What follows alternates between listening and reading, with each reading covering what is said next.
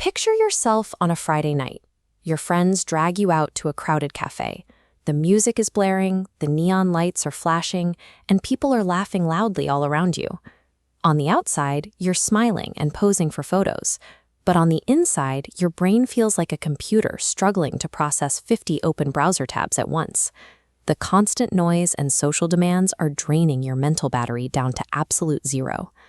Now, think about the exact moment you get home. You close your front door, click the lock, and step into a completely silent, empty room. That instant wave of relief washes over you. You can finally breathe. Yet, as soon as you sit down, a familiar guilt creeps in.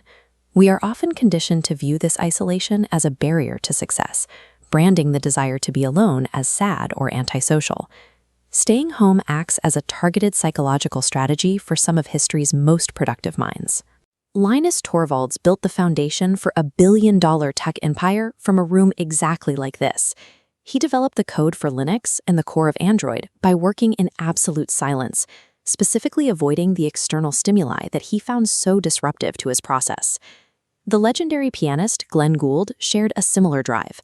Despite his generational talent, he abandoned live audiences entirely at age 31. He described crowds as an evil force of judgment and spent the rest of his career performing only in the controlled, private silence of a recording studio. Both figures achieved immense professional success and deep personal happiness by removing themselves from traditional social expectations. Their ability to thrive in solitude follows the specific logic of a psychological framework called self-determination theory. This diagram represents self-determination theory, or SDT. This framework argues that human happiness and motivation rely entirely on satisfying three specific psychological needs. If even one of these needs is disrupted, we feel an immediate sense of discomfort. The first pillar is autonomy.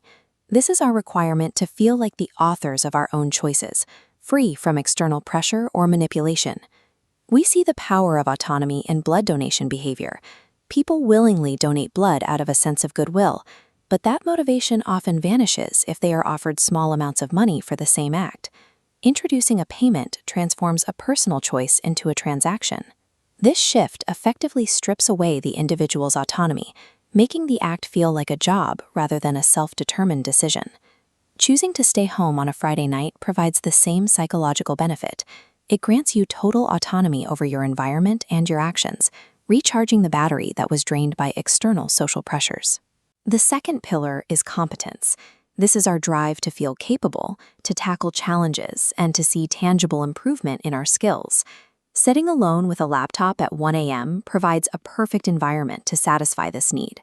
Without the noise of a crowd, you can crush a difficult presentation or master a new skill, improving your life. The final need is connection. While we associate this with crowds, the need to belong functions through secure relationships rather than physical proximity. Sending a quick voice note to a friend to cancel plans and receiving a supportive reply provides a genuine sense of connection. This simple exchange confirms you are part of a supportive group, satisfying the need for belonging without requiring you to leave the house. When these three pillars are balanced, an individual can reach their maximum psychological potential while remaining entirely alone in an empty room. If solitude is such a powerful tool, it raises a question about the global loneliness crisis.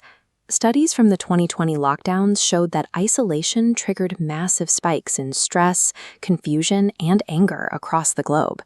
That environment became toxic because the isolation was forced. By removing the choice to leave, the lockdowns instantly destroyed the first pillar of happiness, autonomy. This establishes a vital boundary. Isolation only damages mental health when it acts as a cage that removes our choices. Intentional solitude is different. It is the deliberate choice to close your door so you can recharge, work deeply, or think clearly. When you control the terms of your isolation, it functions as a high-leverage tool that feeds your autonomy and your competence. Opting for the quiet night in represents an act of psychological mastery. You aren't hiding. You are taking control of the variables that allow you to thrive. Like this video and subscribe to The Explainer for weekly breakdowns of the psychology driving our world.